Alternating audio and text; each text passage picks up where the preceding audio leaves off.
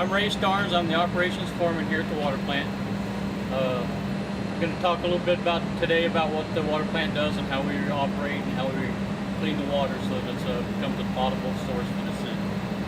What we do is we have 10 million gallons a day of water rights coming from the wells. We have 15 wells throughout the city, and they come in through a single pipe underneath us here. The water runs around the building, goes through what we call the EQ basin.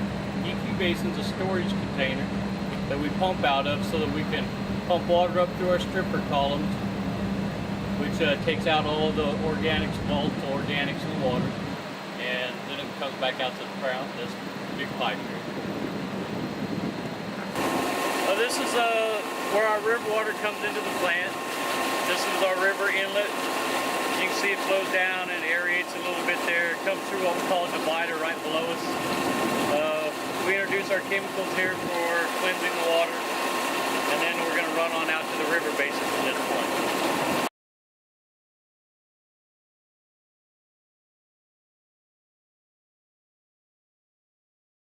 point. This is the next stage to the river water.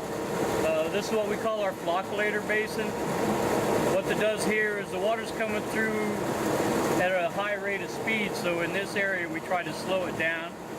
We make the water go up and down. When we do that, we're stopping the flow of water, therefore the particles in the water can fall out.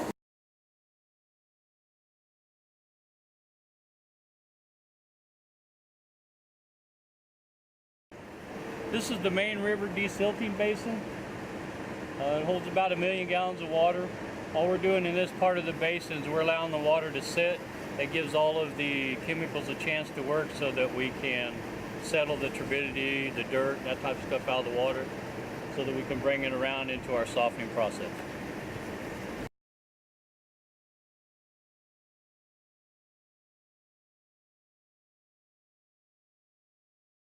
This is the effluent side of the river basin. The water comes up, goes over the weirs, goes through these 5 weirs, comes out into what we call the flume area, which is behind us here. And then it moves to the softening process.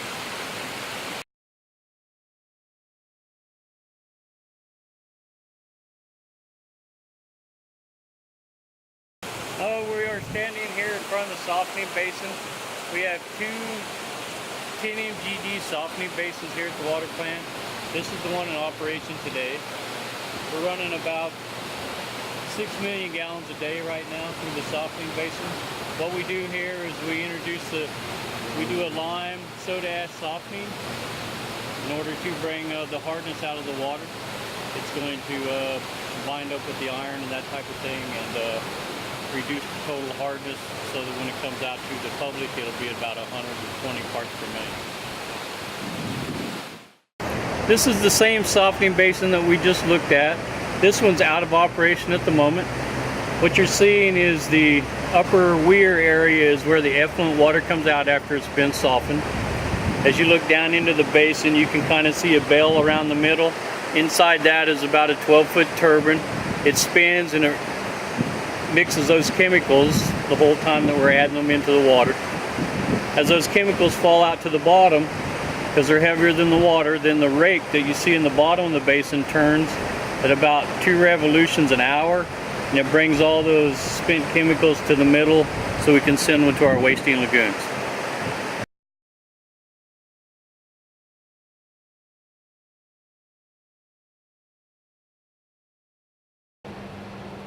We're now in the next stage of the process. We just left the softening basins with the water. The water is now in what we call our secondary basins. The secondary basins are just a settling basin. We don't introduce any chemicals. We don't do any type of water treatment here. All we're doing is stopping the flow of water to give any suspended solids a chance to fall out.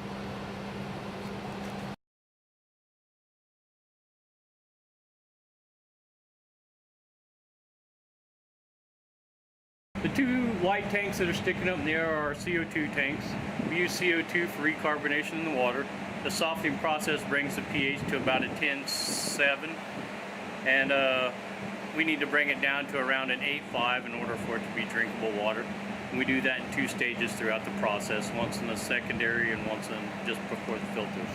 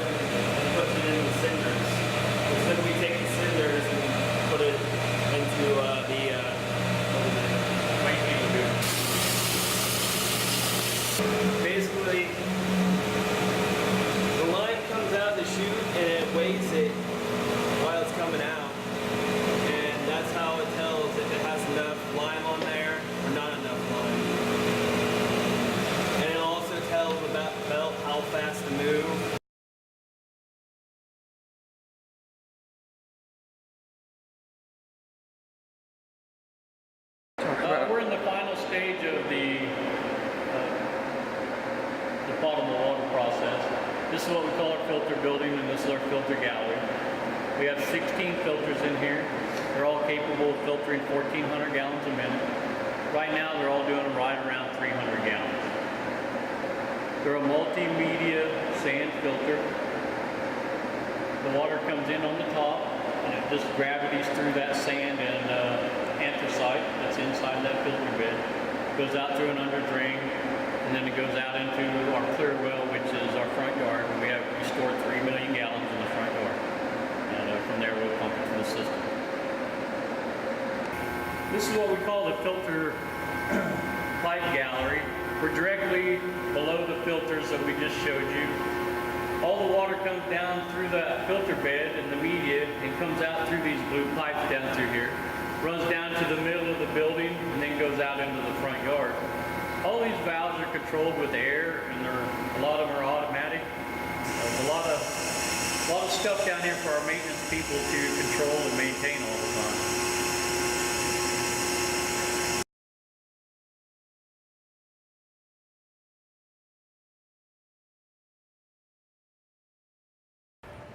This front yard, any place you see the blue pipe sticking up, they are vents for our underground storage facility.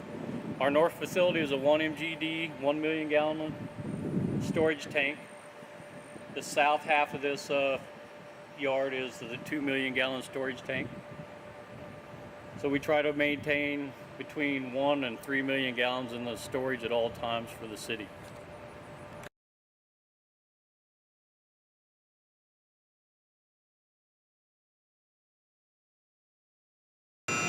This is the water plant's pumping facility. Our 3 million gallon storage that we have in the yard, these pumps all pump from that. We have one large pump that pumps about 5,600 gallons a minute. We have 4 smaller pumps that pump about 5,000 gallons a minute. We have one small pump that does around 3,000 gallons a minute.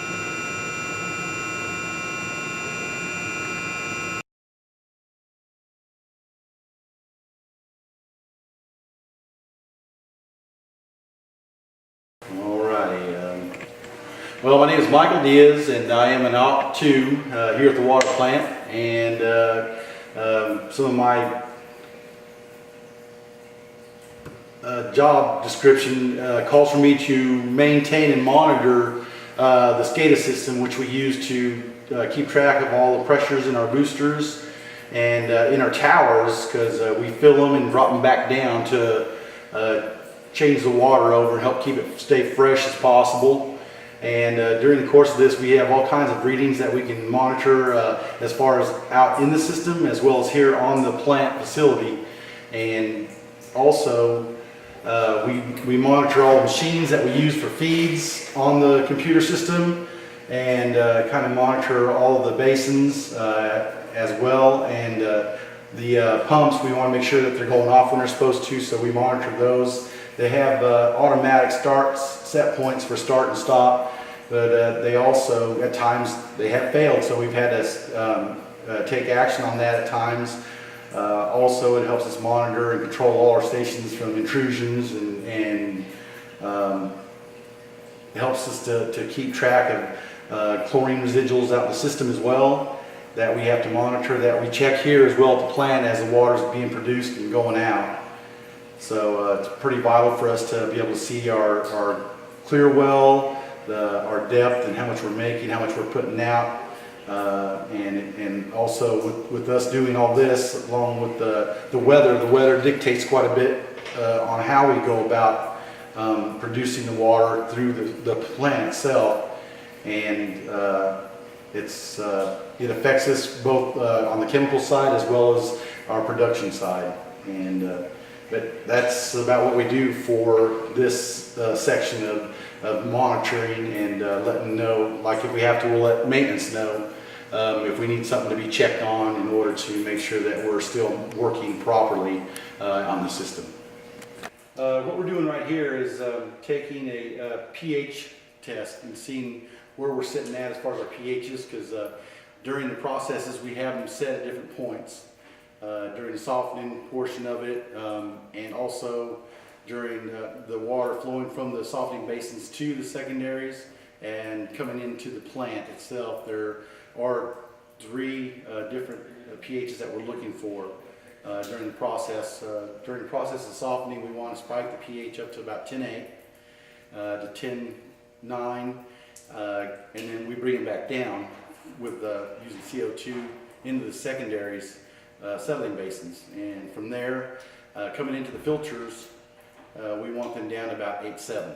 So we're taking them up to an extreme to help the chemicals work properly and do their jobs, because we are softening, and it helps the alkalinity and hardness of the water. And we make it, or we try to control it with those chemicals to where we want it to be at on an average scale. Each test we're doing requires a certain amount of water. This one requires 200 milliliters, and we're adding right now to it, we're adding a pH 7 standard to help us check the conductivity of the water, and it gives us milliamps to check and give us a number.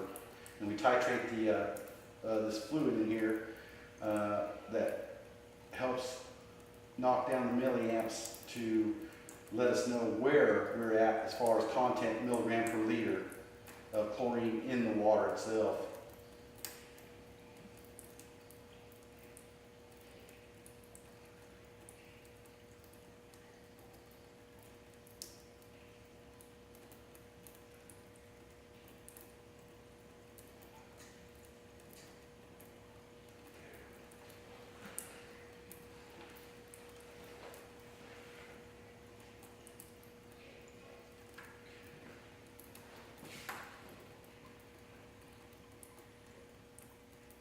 We do monitor all these from here and out in the system. That way we know that we're keeping a good residual, chlorine residual out in the system in order to make sure ensure the water is safe and palatable to drink.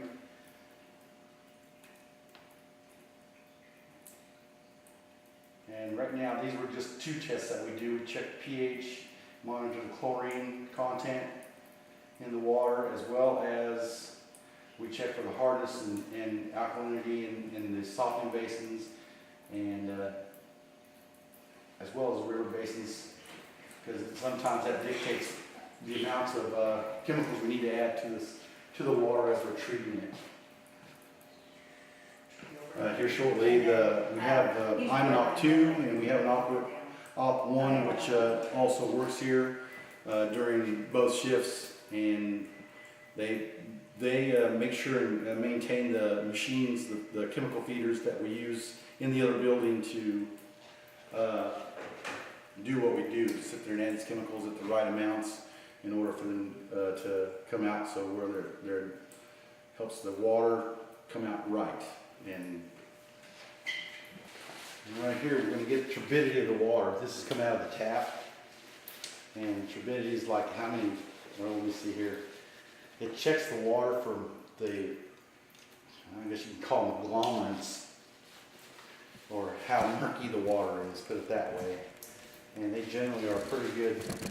We're pretty good about the finished product coming out, and we tend to stay in and around 0.04 NTUs to, I know we vary from 0.04 to 0.06, give or take. So, and let's get some water for these.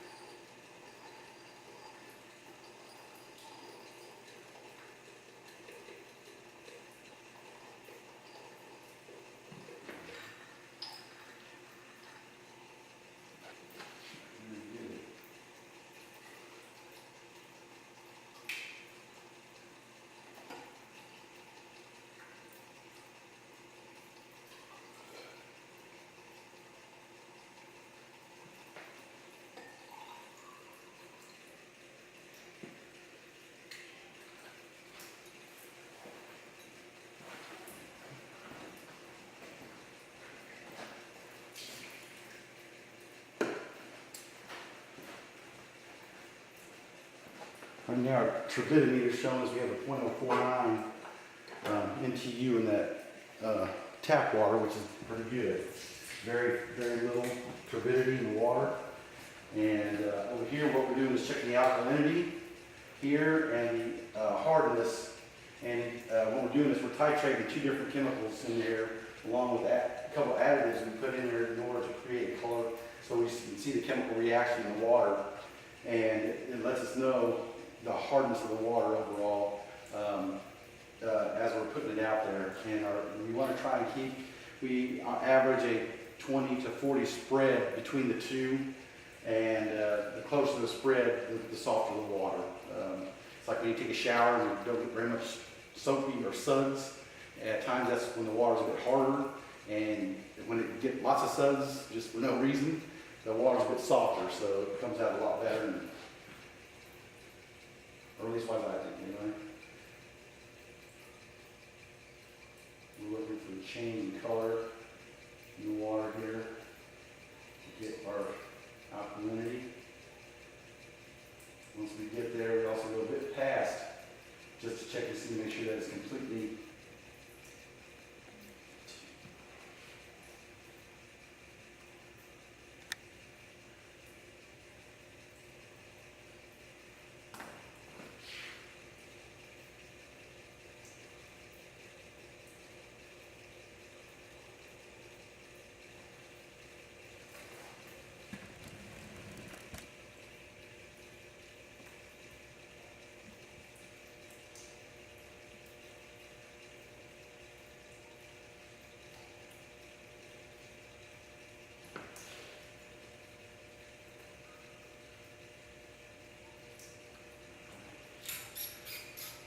the color is changing. That's what our indicator is, that we've reached our peak in there and where we need to stop at as far as feeding the chemicals into it to find out where we're at on those 2 points.